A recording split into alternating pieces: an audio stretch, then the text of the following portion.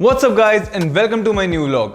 आज की वीडियो में हम इंडिया के top two wheeler manufacturer Bajaj की दो बाइक्स को कंपेयर करने वाले हैं, जो है पल्सर N250 और पल्सर RS 200। दोनों ही बाइक्स अपने सेगमेंट के अंदर बहुत ही कमाल की एंड बिल्कुल वैल्यू फॉर मनी बाइक्स हैं। तो इसलिए हम इन दोनों बाइक्स को कंपेयर कर रहे हैं ताकि आपको यह पता चल जाए कि आपके लिए बिल्कुल सही बाइक कौन सी है। तो इस वीडियो को एंड तक जरूर देखिएगा दोस्तों, बिकॉज इस वीडियो के एंड में हमने एक जाने माने यूट्यूबर का पल्सर RS 200 का रियल लाइफ रिव्यू भी कैप्चर किया है। तो स्टार्ट करने से पहले गाइस इस चैनल को प्लीज सब्सक्राइब कर दीजिए, ये एब्सोल्युटली फ्री है और इससे हमें बहुत सपोर्ट मिलता है ताकि हम आपके लिए और अच्छी अच्छी वीडियोस बना सकें। तो चलो स्टार्ट करते हैं। आज हम गए थे skyline Bajaj Noida sector 5 and किस्मत से हमें वहां पे दोनों ही बाइक्स देखने को मिल गई। वहां पे जाके ये रियलाइज हुआ कि यार बजाज के पास तो हर एक सेगमेंट के अंदर और हर एक प्राइस पॉइंट के अंदर कोई ना कोई बाइक अवेलेबल जरूर है। तो वहां पे बहुत तरह की बाइक्स देखने को मिली, जैसे कि Pulsar N160, NS 200, RS 200, F220, Avenger और डोमिनार। मतलब हर एक तरीके की कोई ना कोई बाइक जरूर है। तो अगर आप बजाज के एक लॉयल कस्टमर और यूजर हैं तो आपके पास बहुत सारे ऑप्शंस हैं हर एक सेगमेंट और प्राइस पॉइंट में। तो चलो अब आज की बाइक्स की तरफ बढ़ते हैं। सबसे पहले स्टार्ट करें लुक एंड स्टाइल से। तो पल्सर N250 में आपको देखने को मिलती है एक नेकेड और रॉ लुक। यहीं पे RS 200 में आपको मिलती है बिल्कुल ही एक स्पोर्टी लुक। ये बजाज की एक पहली स्पोर्ट्स बाइक में एंट्रेंस है एंड काफी अच्छा काम किया उन्होंने, बिकॉज लुक के मामले में तो मेरे को बहुत अच्छी लगती है बाइक। बिल्कुल ही दिल जीत लेती है। आगे से जो हेडलैम्प्स हैं, उसकी जो साइड लुक है और साथ में जो टेल है वो भी मुझे काफी अच्छी लगती है। ये सब्जेक्टिव है, लोगों को टेल लाइट जो है ना इसकी काफी अच्छी नहीं लगती है। कुछ लोग बोलते हैं कि बेकार सी लग रही है, बट मेरे को बहुत सुंदर लगती है पर्सनली ये। तो मैं लुक्स के बारे में तो कोई कंप्लेन नहीं करूंगा। यहाँ पे अगर हम N250 को देखते हैं ना तो उसकी लुक थोड़ी पुरानी लगती है। मेरे पास ना पहले एक पल्सर 150 होती थी एंड वो N250 देख के ना मेरे को बिल्कुल 150 की याद आ गई, बिकॉज स्टाइल में बहुत ज़्यादा चेंज नहीं हुआ है। थोड़ा बहुत इधर उधर फिनिश का डिफरेंस जरूर है, बट ओवरऑल जो बिल्ड है ना वो बिल्कुल सेम सी ही लगती है अभी भी मेरे को। लेकिन इसका मतलब ये नहीं है कि उसकी लुक अच्छी नहीं है, लुक उसकी काफ़ी अच्छी है। N स्टैंड्स फॉर नेकेड और वही वो डिलीवर कर रही है पल्सर N250। लेकिन अगेन पुरानी बाइक से बहुत ज़्यादा डिफरेंस नहीं आया है और इसलिए ना थोड़ी थोड़ी आउटडेटेड लगती है ये in terms of look and style. तो लुक एंड फील के हिसाब से बात करूँ ना तो दोनों अलग सेगमेंट्स हैं एंटायरली। तो वो एक कंप्लीटली आपके ऊपर डिपेंड करता है कि आपको किस तरह की बाइक चाहिए। एक सिटी राइडर चाहिए आपको या फिर आपको एक परफॉर्मेंस स्पोर्ट्स बाइक टाइप चाहिए। तो इसलिए इसके अंदर मैं बिल्कुल भी नहीं बोलूंगा कि एक बाइक दूसरी से बेहतर है। ये कंप्लीटली सब्जेक्टिव है एंड आपके ऊपर डिपेंड करता है। तो अब अगर इंजन की तरफ बढ़े तो N250 में आपको देखने को मिलता है 250 सीसी का single cylinder 2 valve engine. Race देना, रेस दो।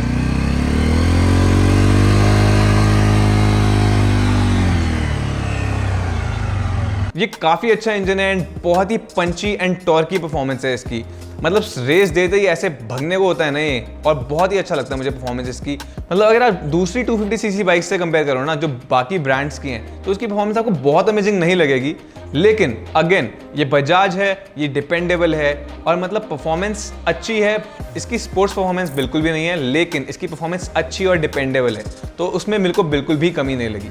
यहाँ पे अगर मैं RS 200 की बात करूँ तो वहाँ पे आपको देखने को मिलता है 200 सीसी का single cylinder 4 valve engine. Sound कितना प्यारा है।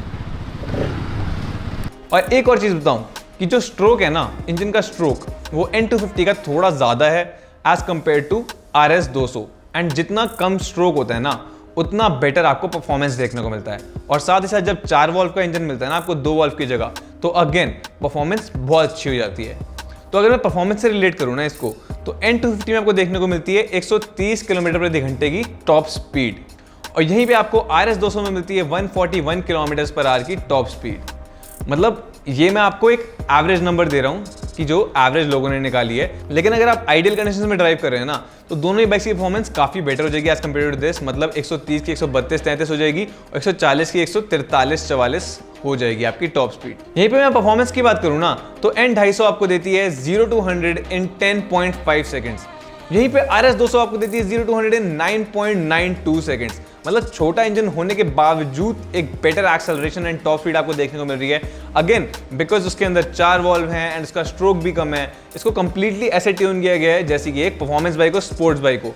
तो वही इसका रीजन है एंड वही मतलब देखने के लिए बंदा इस बाइक को खरीदेगा। लेकिन इस चीज के साथ ना एक ड्रॉबैक जरूर आता है कि भाई आपको 200 सीसी के इंजन में भी ना आपको कम माइलेज देखने को मिलेगी, बिकॉज इसका स्ट्रोक थोड़ा कम है। एंड आपको 250 सीसी के इंजन में भी ना ज्यादा माइलेज देखने को मिलेगी इन टर्म्स ऑफ N250। अब ट्रांसमिशन की बात करें तो N250 में आपको मिलता है 5 speed gear box with slipper clutch. RS 200 में आपको देखने को मिलता है 6 स्पीड गियर बॉक्स, लेकिन इसमें आपको मिलता है वेट प्लेट क्लच। तो डिफरेंस ये है कि स्लेपर क्लच जो है ना वो थोड़ा बेहतर होता है, वो आपको ट्रांसमिशन के अंदर पता चल जाएगा जब आप चेंज करोगे गियर्स को, स्मूथ थोड़ा ज्यादा होता है एंड ज्यादा रिलायबल होता है। लेकिन वेट प्लेट क्लच भी ना बेकार नहीं होता है, थोड़ा सा कम रिलायबल होगा एंड थोड़ा आपको डिफरेंस पता चलेगा जब आप एक के ऊपर दूसरा गियर ले रहे होंगे। लेकिन मैंने दोनों ही बाइक्स को टेस्ट किया एंड मुझे बहुत ज्यादा डिफरेंस नहीं पता चला है। हल्का फुल्का डिफरेंस तो डेफिनेटली पता चलेगा क्योंकि एक्चुअली स्लीपर क्लच से बहुत फर्क पड़ जाता है। अब हम फ्यूल कैपेबिलिटीज की तरफ जाते हैं एंड यहाँ पे आपको N250 में मिलता है 14 लीटर का फ्यूल टैंक एंड सिंस उसकी एवरेज थोड़ी बेटर है क्योंकि उसका स्ट्रोक बड़ा है एंड उसके बाद जो फाइन ट्यूनिंग है ना उसकी इसी हिसाब से है कि भाई वो सिटी में चले एंड माइलेज अच्छी दे, तो आपको काफ़ी अच्छी माइलेज दे देगी। वो 40 के अराउंड माइलेज दे देगी अगर आप बिल्कुल अच्छी और आइडियल कंडीशंस में आप ड्राइव करते हैं। नहीं तो 35 से 38 की माइलेज तो आपको डेफिनेटली मिलेगी ही मिलेगी। यहीं पे अगर हम RS 200 की तरफ बढ़ते हैं ना तो आपको मिलता है 13 लीटर का फ्यूल टैंक एंड अगर मैं एवरेज की बात करूं तो आपको बहुत अमेजिंग एवरेज देखने को नहीं मिलेगी। इसको अगर आप स्पोर्ट्स बाइक की तरफ चलाएंगे ना तो आपको 30 से 35 की एवरेज मिलेगी एंड अगर आप इसको सिटी में चलाएंगे ना, सिटी के हिसाब से चलाएंगे तो आपको 35 से थोड़ी ऊपर मिल जाएगी एवरेज। बहुत ज्यादा फर्क आपको देखने को नहीं मिलेगा, मतलब 30 या 35 की एवरेज आपको मिलेगी ही मिलेगी। उससे कम जा सकती है बेस्ड ऑन आप किस तरीके से इस बाइक को चलाते हैं। तो माइलेज और रेंज के हिसाब से डेफिनेटली N250 बेटर है बिकॉज इसमें आपको बड़ा फ्यूल टैंक देखने को मिलता है एंड माइलेज भी बेहतर मिलती है। तो अगर आपको ऐसी बाइक चाहिए जो आपको लंबा टाइम तक चला पाए, एक बार फुल कराओ एंड थोड़े टाइम तक भूल जाओ, तो N250 डेफिनेटली थोड़ा ऊपर आती है। अब बात करें ब्रेकिंग की तो दोनों ही बाइक्स में आपको डुअल चैनल ABS देखने को मिलते हैं एंड डुअल डिस्क ब्रेक्स देखने को मिलती है, तो वहां पे मेरे को बिल्कुल भी कोई डिफरेंस महसूस भी नहीं हुआ। दोनों ही बाइक्स की ब्रेकिंग एबिलिटी काफी अच्छी है एंड काफी स्मूथली मुझे ब्रेक्स महसूस हुई, कोई भी इशू नहीं आया इसके अंदर मुझे। अब बात करें हैंडलिंग की तो दोनों बाइक्स में आपको देखने को मिलता है front telescopic suspension and handling almost same ही है दोनों की। मेरे को RS 200 थोड़ी ज्यादा स्मूथ लगी as compare to N250 but बहुत ज्यादा डिफरेंस नहीं था। मतलब ऐसा लग रहा था कि RS 200 स्पीड बम्प्स और गड्ढों को ना थोड़ा बेटर हैंडल कर पा रही थी as compare to the N250। लेकिन on the other side N250 का जो टर्न रेडियस है एंड हैंडलिंग है ना वो एज कम्पेयर टू RS 200 थोड़ी बेटर है बिकॉज एट द एंड वो स्पोर्ट्स बाइक है एंड वो ऐसे सिटी के अंदर काटने के लिए नहीं बनाई गई है एट स्लो स्पीड्स, वो हाई स्पीड्स पे बैंकिंग करने के लिए एंड ट्रैक परफॉर्मेंस निकालने के लिए बनाई गई है। तो इसके लिए आपको थोड़ा सा डिफरेंस देखने को मिलेगा इन द सिटी जब आप ट्रैफिक के बीच में से निकल रहे होंगे। तो इस पॉइंट में भी मैं नहीं बोलूंगा कि एक बाइक दूसरी से बेहतर है बिकॉज दोनों की हैंडलिंग ना ऑलमोस्ट सेम ही है। एक बाइक थोड़ी बेटर हैंडलिंग में है तो दूसरी बाइक थोड़ी बेटर शॉक एब्जॉर्प्शन में, तो इसके अंदर कोई भी ऐसे मेजर विनर नहीं है, दोनों बिल्कुल बराबर मानी जाएंगी। अब बात करें कंफर्ट की ना तो दोनों ही बाइक्स की सीट काफी ज्यादा सिमिलर है। 2 पीस सीट है एंड रियर सस्पेंशन जो है दोनों का ही मोनोशॉक है विद नाइट्रॉक्स चेंबर, तो उसमें भी कोई डिफरेंस देखने को नहीं मिलता है। राइड पोस्चर की बात करें ना तो दोनों ही बाइक्स काफी कंफर्टेबल हैं, राइडर के लिए भी और पवेलियन के लिए भी। बहुत आराम से ट्रैवल हो सकता है इसके अंदर, क्रूजिंग भी हो सकती है। लेकिन N250 जो है ना उसका थोड़ा ज्यादा अपराइट पोजीशन है, तो मेरे ख्याल से आप ज्यादा देर तक वो चला पाएंगे as compare to the RS 200।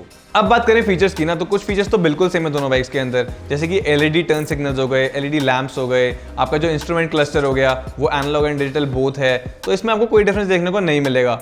और N250 में ना आपको मिल रहा है एक USB पोर्ट जो आपकी चार्जिंग के लिए काम आ सकता है। अगर आप फोन लगा के चलते हैं ना तो आप उसको चार्ज भी कर सकते हैं through that USB port and ये आपको RS 200 में देखने को बिल्कुल भी नहीं मिलता है। साथ साथ दोनों ही बाइक्स में आपको साइड स्टैंड इंडिकेटर मिल जाएंगे, तो काफी सही चीज है एंड फीचर्स के मामले में दोनों ही बिल्कुल सेम है। बट जो USB पोर्ट है ना वो काफी सही चीज लगी मुझे N250 के अंदर, बिकॉज अगर आपको चार्ज करना है ना अपना फोन एंड आपको नेविगेशन वगैरह चलाना है, उसके साथ आपके फोन में बैटरी नहीं है तो उसको चार्ज कर सकते हैं, लेकिन RS 200 में आपके पास ऐसा कोई ऑप्शन नहीं है, तो ये चीज थोड़ी लैकिंग लगी मुझे। एक और चीज जो N250 में आपको देखने को मिलती है वो है LED हेडलैम्प, जहां पे आपको RS 200 में मिलते हैं प्रोजेक्टर हेडलैम्प्स, येलो लाइट्स, वहां पे आपको N250 में blue light must projector headlamps देखने को मिलते हैं। दोनों में ही डे टाइम रनिंग लैंप्स हैं, तो वहां पे कोई भी डिफरेंस नहीं है।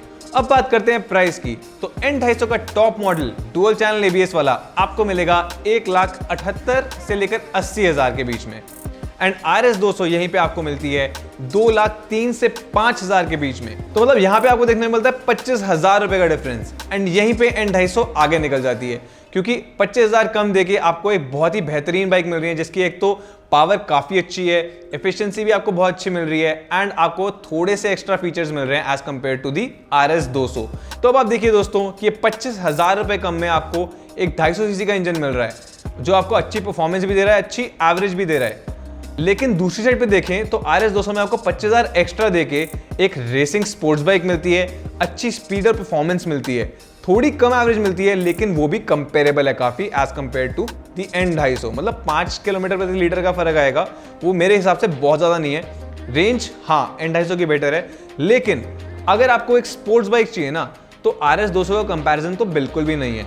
यहीं पे अगर आप दूसरे ब्रांड्स की तरफ जाते हैं ना, तो स्पोर्ट्स बाइक जो एंट्री लेवल स्पोर्ट्स बाइक है ना, वो आपको काफ़ी महंगी देखने को मिलती हैं। आप R15 की बात कर लेना अगर, तो वो आपको 2.5 लाख के करीब देखने को मिलती है, जबकि आपको यहाँ पे 2 लाख रुपए में काफ़ी अच्छी परफॉर्मेंस वाली बाइक देखने को मिल रही है। तो दोस्तों अगर मैं सम अप करूँ ना इसको, तो N250 उन लोगों के लिए अच्छी है जो सिटी में ट्रैवल करते हैं ज़्यादा से ज़्यादा, बहुत कम उनका हाईवे पे निकलना होता है, मतलब महीने 2 महीने में एक बार अगर हाईवे पे निकलो, 1 या 2 बार, तो ऐसे लोगों के लिए N250 बहुत ही अमेजिंग बाइक है। आपको सिटी के अंदर चलाने में कोई दिक्कत नहीं आएगी, आपको पावर, परफॉर्मेंस, माइलेज तीनों चीज़ें मिलने वाली हैं। यहाँ पे बहुत ही अच्छी बाइक लगेगी, आपको रेंज भी मिलने वाली है, तो बहुत ही अच्छा ऑप्शन है। लेकिन अगर आपको सिटी से ज़्यादा हाईवे बाइक चलाने का शौक है ना, एंड अगर आप बाहर जाते रहते हो एंड इंटर सिटी भी ट्रैवल करते रहते हो, तो RS 200 एक बहुत ही अमेजिंग ऑप्शन है। मतलब बहुत ही अच्छी बाइक है, परफॉर्मेंस भी देखने को मिलती है उसके अंदर आपको, और लुक भी बहुत ही अच्छी है। मतलब कंप्लीट स्पोर्ट्स बाइक लुक है उसकी। भले ही एंट्री लेवल एंड थोड़े बहुत आपको बिल्ड क्वालिटी इश्यूज देखने को मिलेंगे, लेकिन अगर मैं पैसों की बात करूँ ना, तो बिल्कुल वैल्यू फॉर मनी है दोस्तों। तो मुझे कमेंट्स में जरूर बताइएगा दोस्तों कि आपको कौन सी बाइक बेटर लगती है एंड आप कौन सी बाइक परचेज करना चाहेंगे। तो भाई आज हमारे साथ है आदित्य शर्मा भाई, ये रहा इनका यूट्यूब चैनल का हैंडल। ये आज हमें बताने वाले हैं इनका RS 200 का एक्सपीरियंस। ये आपको रियल लाइफ एक्सपीरियंस मिलेगा, क्योंकि मुझे लग रहा है कि ये भाई बाइकर यूट्यूबर हैं एंड बहुत बाइक चलाते हैं, तो इनका एक्सपीरियंस जान के बहुत अच्छा लगेगा। तो भाई आप बताइए आपको क्या चीज़ अच्छी लगती है बाइक के बारे में, एंड अगर कुछ कमी लगी आपको। पहले तो सभी को कैसे हो। इस गाड़ी के बारे में मैं यही बोलना चाहूँगा, जब से मैंने ये गाड़ी ली है तब से मैंने सारे शहर घूमे हैं, लगभग मध्य प्रदेश, ग्वालियर, लखनऊ, मेरठ, अब ये दिल्ली का टूर मेरा था।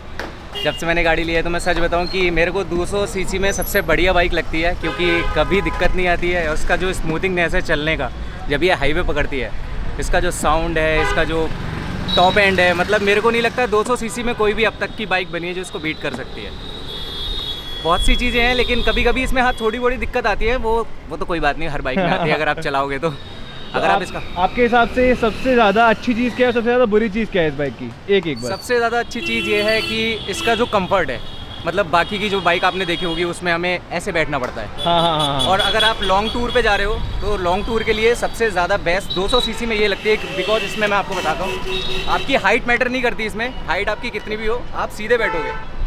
आप जैसे कि देख सकते हो मैं सीधे ही बैठा हूँ। अगर मैं ऐसे भी चला रहा हूँ तो मैं सीधे ही बैठूंगा, मैं ऐसे नहीं जाऊँगा, क्योंकि अगर मैं ऐसे जाऊंगा तो मेरे बैक पेन होने लगेगा। सही बात है, सही बात है। मैं नहीं जा सकता। सबसे ज़्यादा कंफर्टेबल इसकी यही चीज़ लगी मुझे, और इसी वजह से मैंने इसको खरीदा था।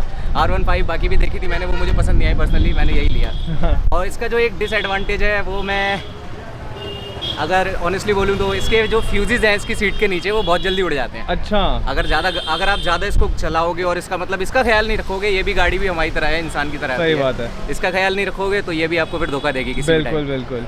बस यही चीज़ें हैं। बाकी अगर आप लोग 200 सीसी में गाड़ी कोई देख रहे हो तो मैं तो यही सजेस्ट करूँगा, इसको चुन लो।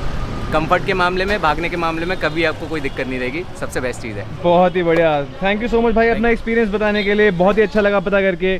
तो अगेन बता रहा हूँ आपको, ये है इनका यूट्यूब चैनल, ज़रूर इनको देखिएगा, सब्सक्राइब कीजिएगा। Thank you so much. तो गाइस आज की वीडियो को यहीं खत्म करते हैं। Thank you so much for watching. Hope आपको ये वीडियो अच्छी लगी हो। अगर हाँ तो इसे लाइक कीजिए, शेयर कीजिए एंड चैनल को सब्सक्राइब करना बिल्कुल मत भूलना। और हाँ, बेल आइकन भी दबा दो, क्योंकि मैं रोज एक नया एपिसोड अपलोड कर रहा हूँ एंड आपका बिल्कुल भी वो मिस नहीं होगा। आप रोज उसी टाइम देख पाएंगे उस एपिसोड को। आज के लिए बस इतना ही and see you all tomorrow.